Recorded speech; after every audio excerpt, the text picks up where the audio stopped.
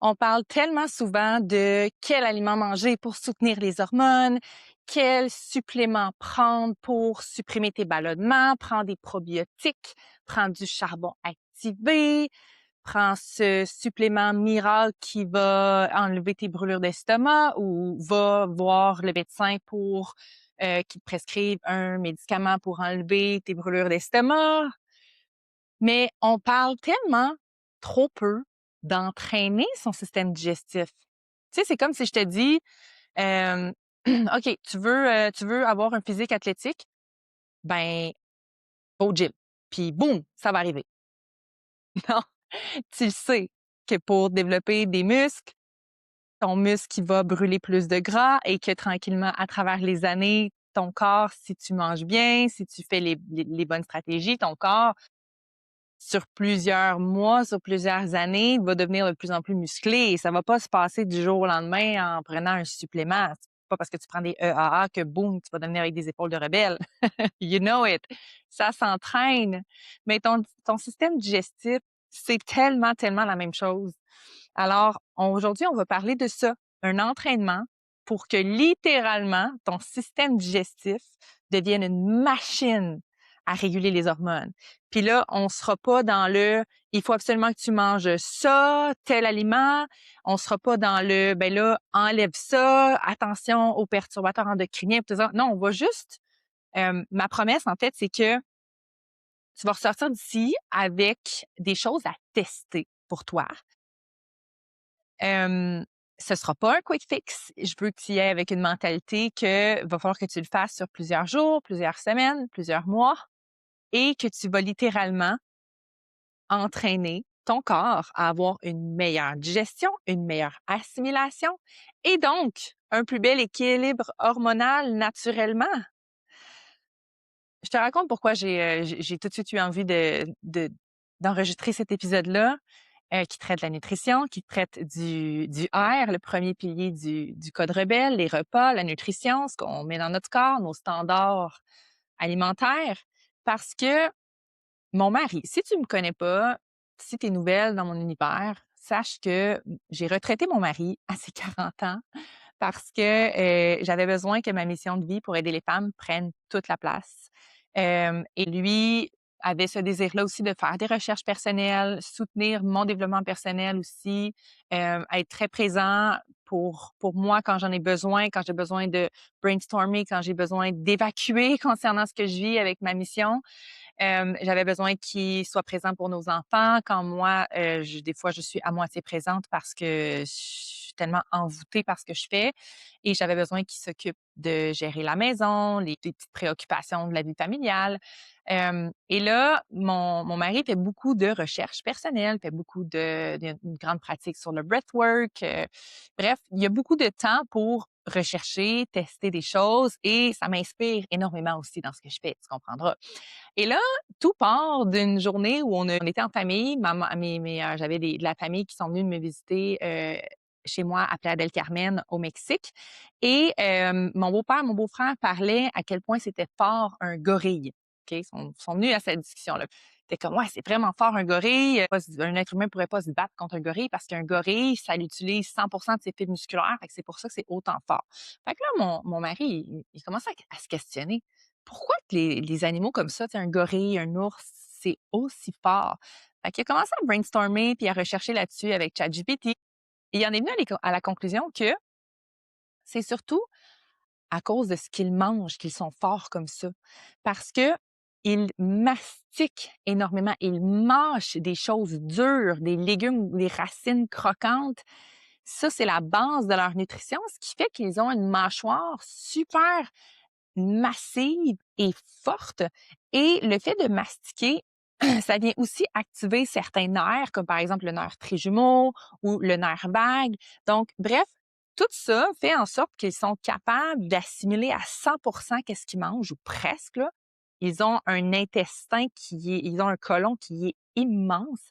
Dès qu'ils mangent quelque chose, ils produisent tellement d'enzymes digestives qu'ils l'assimilent presque tout de suite. Donc, ils ont besoin d'une moins grande variété d'aliments. Je pense qu'ils mangent pratiquement peu de protéines parce que leur corps produit quasiment je pense que leur corps produit sa propre protéine, tu sais. Puis ça, c'est vraiment grâce à la mastication qu'ils ont tout ça.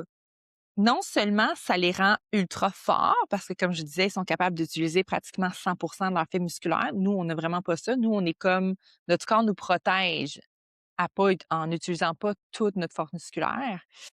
Donc, non seulement ils sont hyper puissants, mais ils sont hyper détendus à cause du nerf vague, justement, qui est le nerf le plus long qui parcourt tout le corps.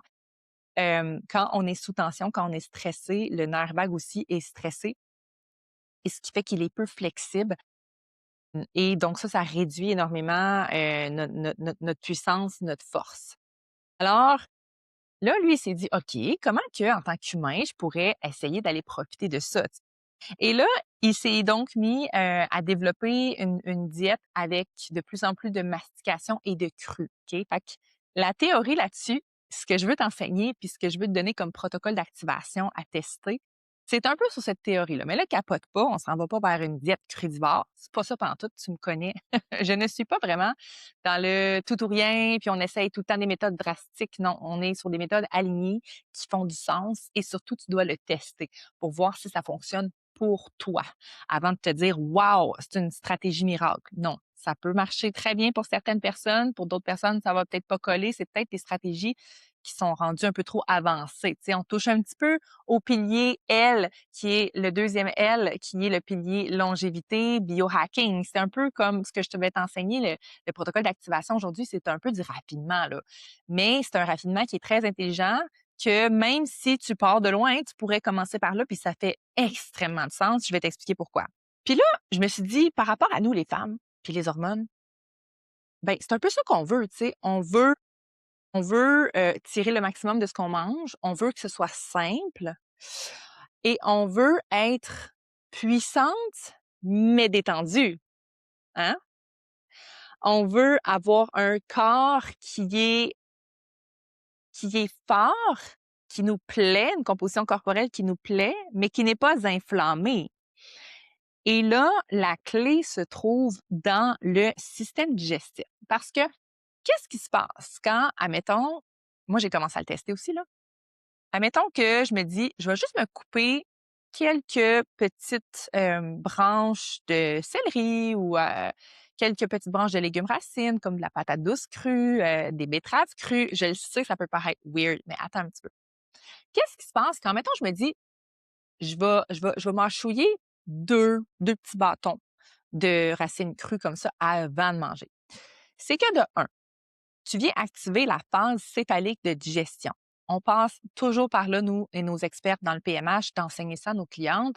Cette phase-là est la phase d'activation de ton système digestif. C'est la phase où tu vois la nourriture, tu sens la nourriture, tu actives tes sens en lien avec la nourriture, tu mets dans ta bouche, tu laisses le temps à ta bouche de pouvoir créer de la salive, à tes dents de pouvoir bien mastiquer. Et tout ça, ça active la production d'enzymes, ce qui fait que quand tu es rendu à avaler, ton estomac est prêt à recevoir.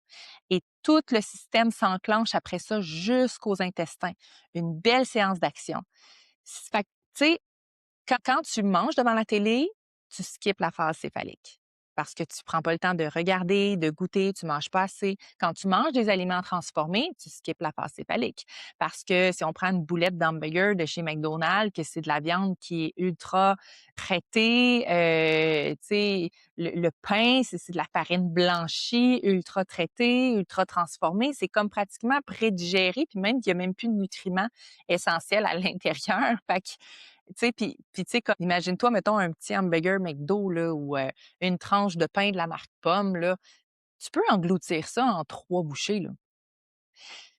Mais un bâtonnet de betterave crue, va falloir que tu le mastiques en maudit. Dans la phase céphalique de digestion, on dit toujours à nos clientes: «Écoute, il faudrait que tu mastiques environ 20 à 25 fois par bouchée». Mais tu te vois-tu, toi, en train de mastiquer ta tranche de pain blanc, blanchi, farine blanchie, la mastiquer 20 à 25 fois ta bouchée? C'est parce que en 2 bouchées, c'est déchiqueté, là, puis je l'avale. Alors, tu penses-tu sincèrement que ton corps a le temps de produire des enzymes en 2-3 bouchées comparé à 20-25 où il est comme, ah, OK, là, les papilles gustatives contribuent à créer des enzymes digestives. Le fait de mastiquer détend le nerf vague qui vient détendre l'estomac, qui est prêt à recevoir la nourriture aussi. Dans ton nez, le fait de sentir l'odeur vient débloquer un autre setup d'enzymes ou une autre séance d'action de préparation de ton estomac. Fait que tout ça contribue. Fait que si tu skippes la phase céphalique parce que tu manges en étant rush, en étant en retard à ton rendez-vous ou en plein meeting ou je veux dire, en travaillant parce que tu penses que tu vas gagner du temps, tu vas être plus productive et que tu vas être plus riche et que tu vas être plus heureuse, you're wrong. Tu vas surtout avoir mal au ventre. Tu comprends? La phase céphalique de digestion, c'est laisser le temps à tes sens et à la mastication et à la salivation de tout préparer ton système digestif à ce qui s'en vient. Donc, les enzymes, tu peux très bien aller sur la boutique Rebelle, boutiquerebelle.com, puis acheter un supplément d'enzymes, puis te dire, bon, ben OK, je vais aider mon corps à produire des enzymes. Ça va aider pendant un moment. Je l'ai fait pendant un bout dans le PMH avec certaines clientes, mais je me suis dit que ça, les enzymes, moi, je m'en sers plus quand je vais manger des choses que je le sais qui sont plus difficiles à digérer. Je le sais que je m'en vais au restaurant ou dans le temps des fêtes, je vais manger plus d'aliments inflammatoires, je vais prendre des enzymes. Mais pour entraîner mon corps à produire des enzymes, je ne peux pas prendre des enzymes parce que pendant que je les prends, je les ai. Mais le fait de les prendre n'enseigne pas à mon corps comment les produire, tu comprends-tu? Elle est là la nuance entre prendre un supplément d'enzymes et entraîner ton corps à produire plus d'enzymes. Et une des clés pour ça, c'est la mastication. Après ça, comme là, ça fait, je pense, une semaine à peu près que mon mari a commencé à tester à manger énormément de racines. Je te dis, c'est tellement drôle. Écoute, on s'assit pour le souper, puis lui, il mange encore, tu sais, sa viande cuite, pardon, il la mange. Là. Il y a une portion, mettons, de bœuf haché, de steak haché cuit avec des oignons. Puis là, il y a sa grosse assiette. On dirait qu'ils viennent d'aller cueillir ça dans le champ. Il y a une grosse feuille de bêta-carbe, 2 feuilles de kale pas coupées. Il y a des cercles de patates douces crues, il y a des bâtonnets de betterave. Là, tu t'en vas-tu cuisiner quelque chose? Là? On dirait que c'est genre de la prep pour une recette, mais genre lui, c'est son assiette. Fait que c'est vraiment comique. Mais bref, ça fait à peu près ouais, une semaine qu'il a testé ça. Puis là, à matin, il dit Hey, je viens de finir mon déjeuner. Là. Puis je me sens pompée, là. On dirait que mes muscles sont pompés, je sens vraiment comme différent. Puis il a demandé à ChatGPT et il lui a expliqué que c'est parce que maintenant que son corps produit encore plus d'enzymes, son corps est encore plus rapide à assimiler les micronutriments qu'il y a dans la nourriture et les envoyer au bon endroit. Fait que, tu sais, par exemple, dans de la betterave crue, hey, qu'est-ce qu'il y a déjà? Il y a une molécule, il aurait fallu que je recherche avant, mais je sais pas si c'est il aurait fallu que je m'en adonne. Mais il y a quelque chose qui augmente la pompe musculaire, OK, qui m'échappe pour l'instant. Peut-être que si tu écoutes l'épisode puis tu sais quoi, ben, tu viendras me le dire en privé ou tu laisseras en commentaire sous l'épisode podcast. Mais ça augmente la pompe musculaire. Parce que je me rappelle, un moment donné, on a établi un suçon pré-workout et on avait mis comme élément, comme aliment pour faire la couleur mauve et aussi on l'avait mis pour un élément qui optimisait la pompe musculaire de la betterave. Donc, il se sentait vraiment pompé et là, il a découvert que c'est justement son corps, déjà après une semaine, est vraiment prêt à décomposer ce qu'il y a dans les aliments pendant qu'il mange. Tout de suite après, c'est très rapide, ça envoie ça au bon endroit. Donc, les micronutriments sont assimilés à une vitesse beaucoup plus rapide qu'avant et il le ressent dès maintenant.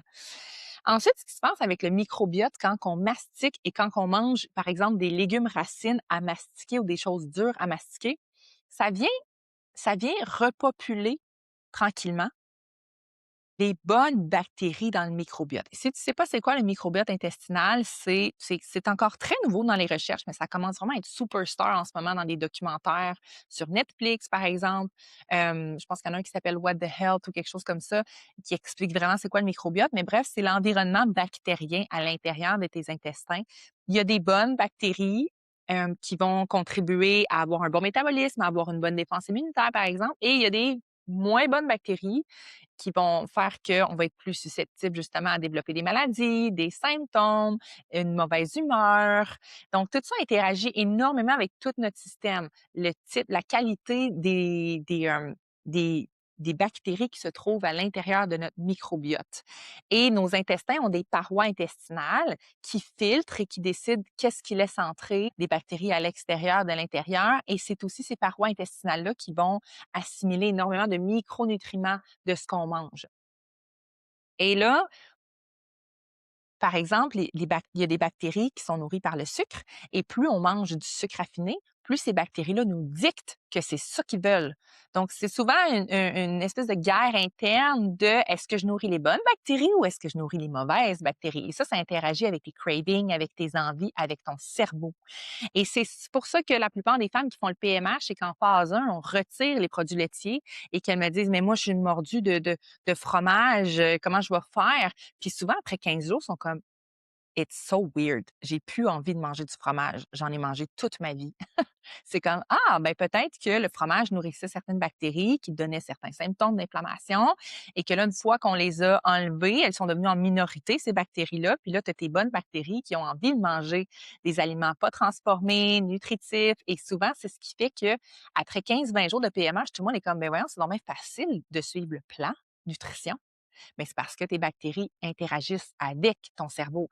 Et donc, quand tu mastiques énormément, puis que tu manges beaucoup de légumes, de racines crues, croustillants, ben, c'est que là, on parle beaucoup de glucides complexes, de glucides starchy food. Quelle est la traduction en français? Oh mon Dieu, excusez, hein. Mais des amidons. C'est ça? Ouais, je pense que c'est des amidons.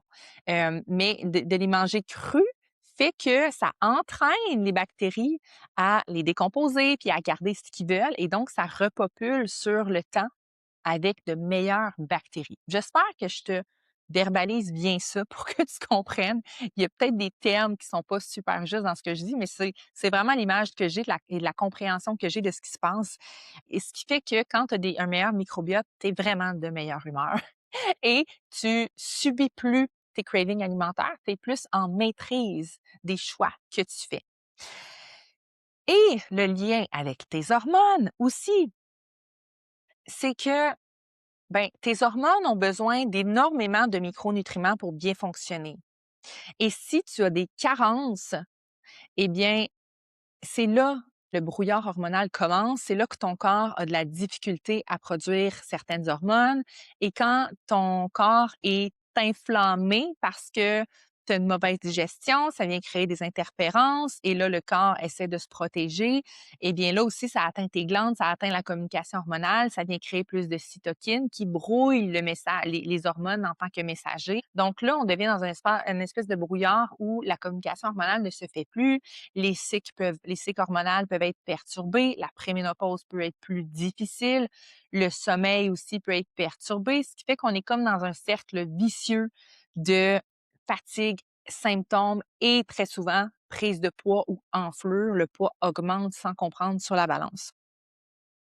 Ça vient interférer vraiment avec notre composition corporelle parce que là, on se regarde dans le miroir, on est comme, voyons, je suis donc bien enflée, je suis fatiguée, j'ai moins le goût de bouger, moins le goût de m'entraîner. Et là, on tombe dans le cercle vicieux de, ben, je bouge pas parce que j'aime pas mon corps, je suis pas bien dans mon corps, donc je mérite pas de le bouger, je mérite pas de le construire, je veux juste chercher à me corriger. Mais là, ce que je t'enseigne aujourd'hui, ce n'est pas de corriger ton corps, c'est d'entraîner ton corps, comme tu le ferais au gym. Mais là, on parle spécifiquement de la digestion. Alors, c'est pourquoi j'en viens avec un petit protocole simple et activable que je veux te faire tester. Je l'ai testé moi-même et moi, j'avais toute la science derrière parce que je le sais à quel point que ça fait du sens puis j'enseigne ça, mais je le faisais pas forcément. Fait que je l'ai testé et sérieusement, au début, pas le fun, un petit peu, parce que dès que tu changes quelque chose dans ta nutrition, il faut que tu t'attendes à avoir une instabilité digestive, une instabilité à la toilette, dans tes selles. Donc, pour certaines personnes, ça va être un peu de constipation ou tendance à constiper ou ça va bloquer un peu, juste quelques jours. Après ça va se stabiliser. Pour d'autres personnes, c'est complètement l'opposé. On va avoir des selles liquides, c'était mon cas, pendant quelques jours avant de trouver une stabilité. C'est pas pour tout le monde, c'est pas tout le monde que ça va faire aussi, dans un des extrêmes que d'autres. Il y en a que ça va passer mieux.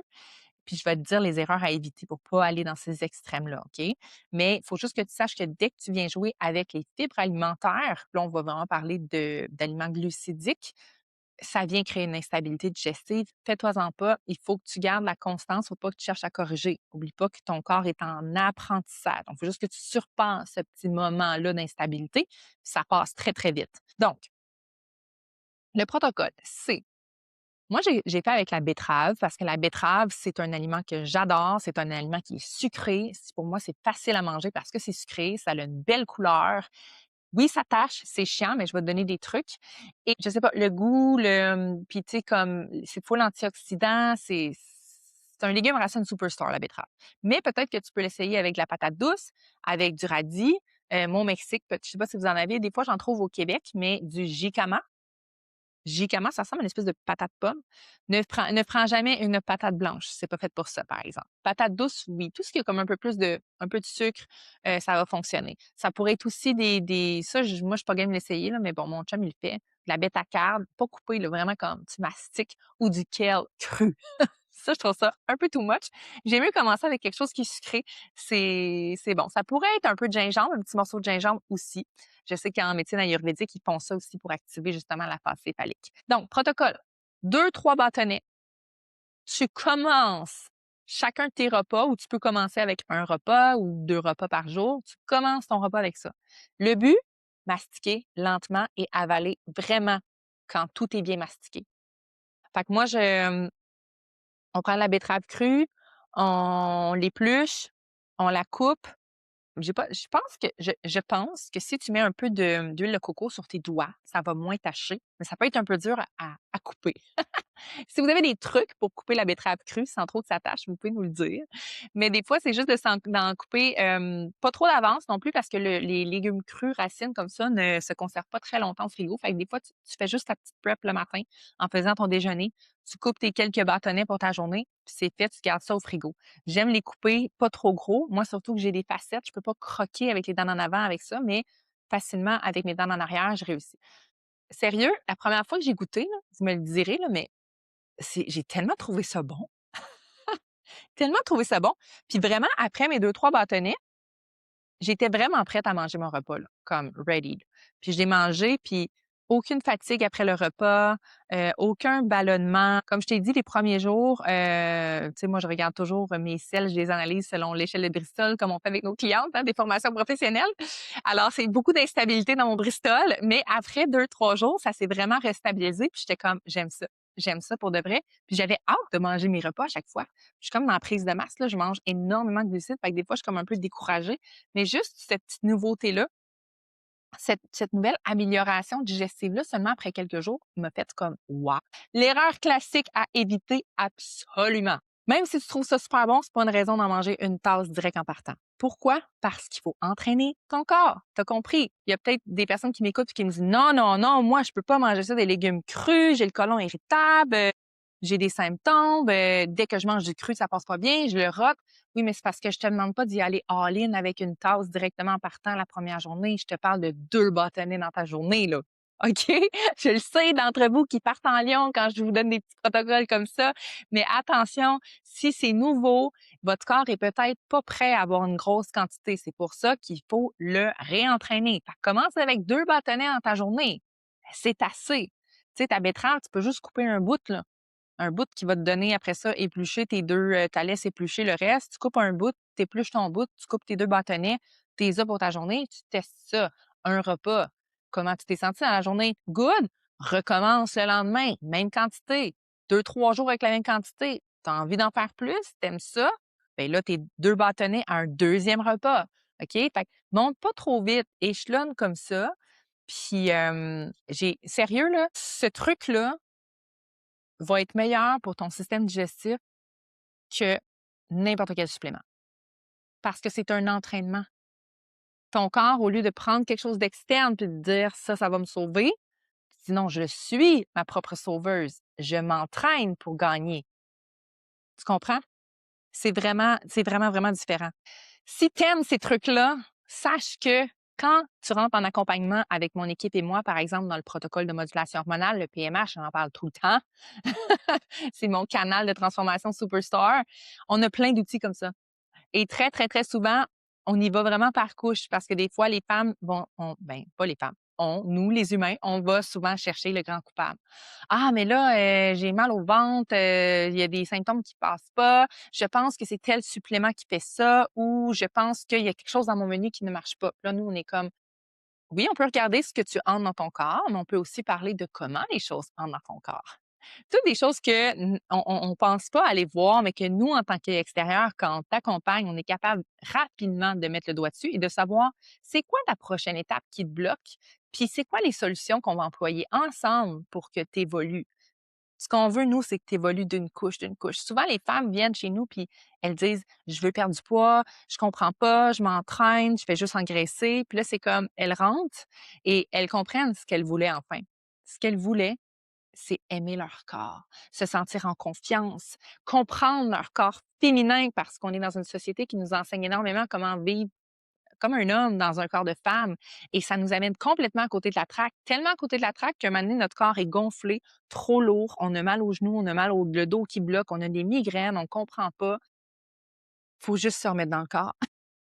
Et très souvent, les femmes vont perdre le 15 livres, mais elles vont dire comme: «J'étais tellement à côté de la traque, c'est tellement pas comme le 15 livres, c'est venu là, mais j'ai compris que comment je veux me sentir, puis je veux plus jamais retourner comme avant.